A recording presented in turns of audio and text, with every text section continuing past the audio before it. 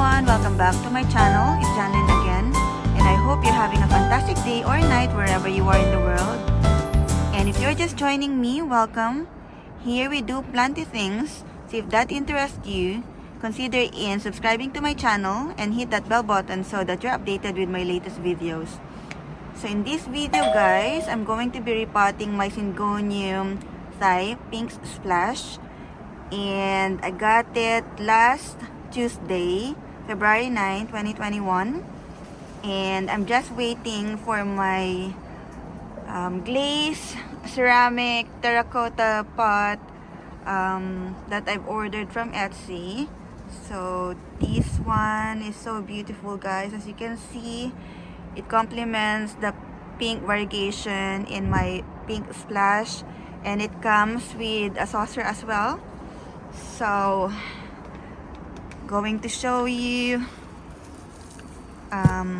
the bottom part of this. So that there's a hole there, so there's a drainage underneath. So I'm thinking earlier, should I put a pot inside or should I just plant it directly to the terracotta pot?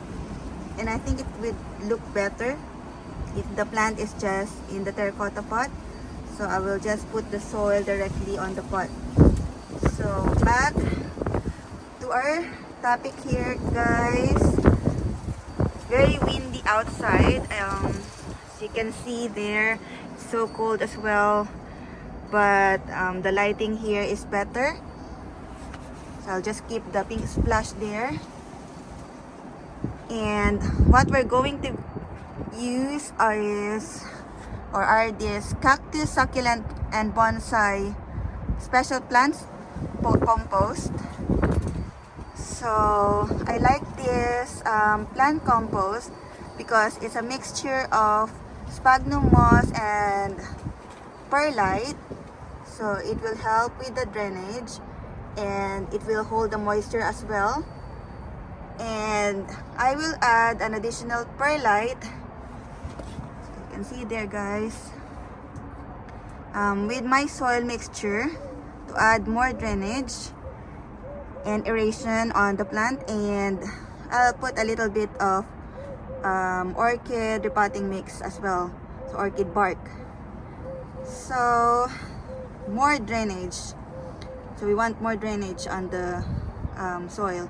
And of course I have my gloves there as well. So this is my clear pot that I'm thinking of putting the my pink splash earlier, but I'll just leave it in the terracotta pot as I mentioned earlier. So this little pot here, I'm just going to use it to get the soil from the bag. So there you go guys. Let's start now. So there you go guys. I put the perlite there, and here's the plant compost, and here's the orchid bark, and I'm going to be mixing it together so that we'll get the proper mixture. So I might add more soil here because I think I put more perlite there. So a little bit there. We'll just keep the extra later if I need to repot something. So mix it there. There you go guys, I properly mixed it, and now I'm going to put some soil at the bottom of the pot. Okay, maybe that's enough. And then we're going to remove the plant from the plastic glass that it came along with. Okay guys, I remove the cling wrap and the tissue on top of the pot, or the glass, plastic glass that it came along with. So we're going to remove the plant from the plastic cup that it came out with. Okay, so here you go guys. As you can see there, it's fully rooted like what Kevin have mentioned on his post from eBay. So this is where I got it from. I bought it from my green queens in eBay. So there you go. So I'm going to put it here in the middle. Alright.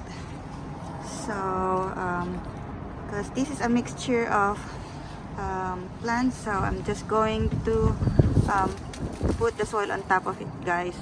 So I already put some of the soil, and we're just going to top it up with more soil from our soil mixture. As you can see there, it's so windy here and it's so cold.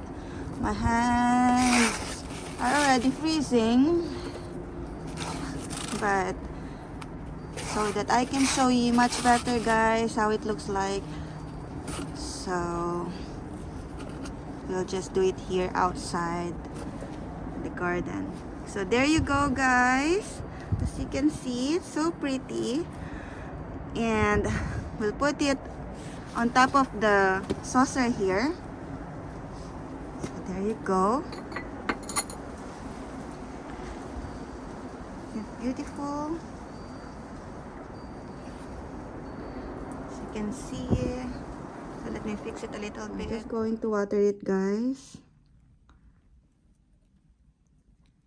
And should not overwater it. So we'll wait until the soil is dry again on top before we water it again. So that's it, guys. Thank you for watching. Please like this video and subscribe to my channel. And see you again soon. Happy gardening!